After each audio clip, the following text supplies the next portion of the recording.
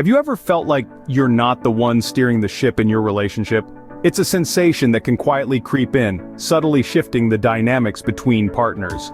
Today, we delve into the realm of control within relationships, a critical aspect that demands attention for the health and equality of any partnership. Control in relationships manifests in various forms, some more conspicuous than others. At its core, controlling behavior can involve one partner dominating decision-making processes, from small daily choices to significant life changes. Imagine one person consistently dictating where to dine, which friends to meet, or even larger decisions like financial management without mutual discussion. Other signs include constant monitoring, perhaps questioning whereabouts obsessively or insisting on access to personal devices. Isolation tactics are also a red flag, where one partner may subtly or overtly discourage social interactions with others, effectively narrowing the social world of their partner. Recognizing these behaviors is the first step toward fostering a healthier relationship dynamic. Why do some men feel the need to control their partners? This question opens up a complex web of psychological and societal factors that contribute to controlling behaviors. Let's delve into some of these aspects to better understand the underlying motivations. At the core of many controlling behaviors is insecurity. Insecurity can manifest from various sources, perhaps a previous relationship scar where trust was broken, or personal inadequacies felt in comparison to others. This insecurity often leads individuals to exert control as a way to ensure that they will not be hurt or betrayed again. It's a protective mechanism, albeit one that can become highly toxic. Past experiences play a significant role as well.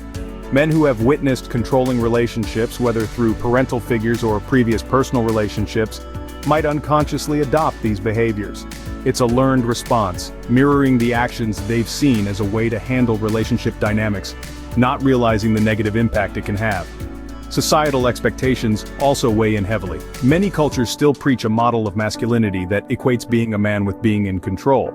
This societal pressure can make some men feel they must take charge of all aspects of their lives, including their relationships, to affirm their masculinity.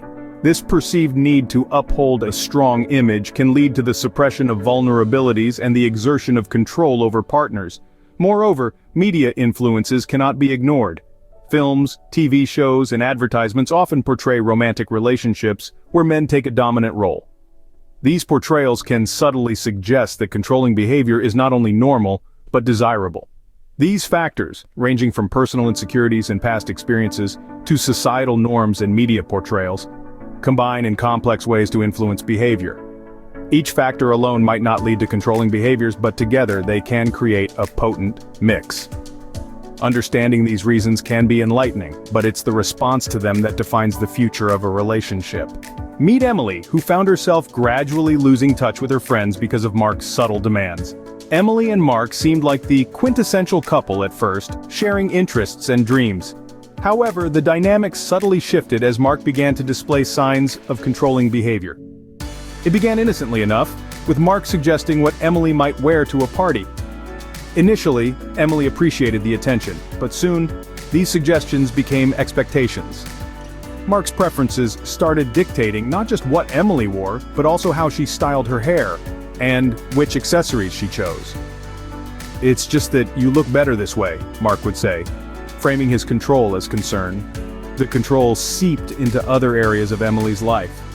Mark started expressing discomfort about Emily spending time with certain friends. "I just don't think they're a good influence on you," he would argue. Gradually, Emily found her social circle shrinking, her outings becoming rare, and her conversations with friends turning into text messages that Mark would often glance over. One evening, as Emily canceled another catch-up with her best friend, she paused and reflected on the person she was becoming, isolated and unrecognizable to herself. It was during this moment of solitude that Emily began to see the pattern. Each decision Mark made for her chipped away at her independence. Emily's realization about these controlling patterns was a turning point. What can you do if you find yourself in a similar situation as Emily? Dealing with controlling behavior in a relationship can be challenging, but there are effective strategies that can help maintain your autonomy and improve the relationship dynamics. Firstly, setting clear boundaries is paramount. It's essential to communicate what is acceptable and what is not in your interactions. For example, you could say, "I appreciate your concern, but I need to make my own decisions about my friends and hobbies." Establishing these boundaries early and firmly can prevent misunderstandings and provide a framework for respectful behavior. Communication is another critical tool. When addressing controlling behavior, it's important to express your feelings calmly and clearly. Use I statements to avoid sounding accusatory. For instance, I feel undermined when my decisions are constantly questioned. I need to feel trusted. This method encourages a more empathetic response and opens the door for constructive dialogue. Seeking support from friends or family members can also be invaluable. Sometimes just talking about your experiences can provide new perspectives and emotional relief. Moreover, friends and family can offer real-time support during interactions that might feel overwhelming. However, there are times when professional help is needed. If the controlling behavior escalates or if you feel unsafe, consulting with a counselor or therapist can provide a safe space to explore your feelings and options moving forward. Professionals can also offer strategies tailored specifically to your situation, which can be incredibly beneficial. Remember, it's important to recognize when controlling behavior is a sign of deeper issues that require professional intervention. In such cases, joint counseling might be considered to address the underlying problems together, fostering a healthier relationship dynamic. Taking these steps is crucial not just for personal well-being, but also for the health of the relationship. By actively addressing controlling behavior, you lay the groundwork for a relationship based on mutual respect and understanding, which is essential for its long-term success. How do we shift from control to collaboration in a relationship? It begins with understanding that the healthiest relationships are built on a foundation of mutual respect. This means recognizing each other as equals, valuing each other's opinions, and approaching life's challenges as a team. Open communication is the cornerstone of any strong partnership. It involves more than just talking. It's about listening actively, expressing thoughts without fear, and addressing concerns without judgment. When both partners feel heard and understood, it paves the way for trust and deeper emotional connection. Shared decision-making is another critical element. It's not about one person holding the reins, but rather, both partners having a say in the choices that affect their lives together. This approach fosters a sense of fairness and equity, which is crucial for long-term satisfaction and commitment. Trust is the glue that holds it all together.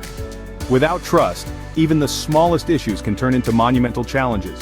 Building trust requires consistency, reliability, and integrity. It's about being there when it matters, being truthful, and upholding promises made to each other. Lastly, remember that a relationship is a partnership, not a battleground. The goal is not to dominate or submit, but to support and uplift each other. It's about finding balance, embracing differences, and working together towards common goals. Every step towards mutual respect and understanding is a step towards a healthier, happier relationship.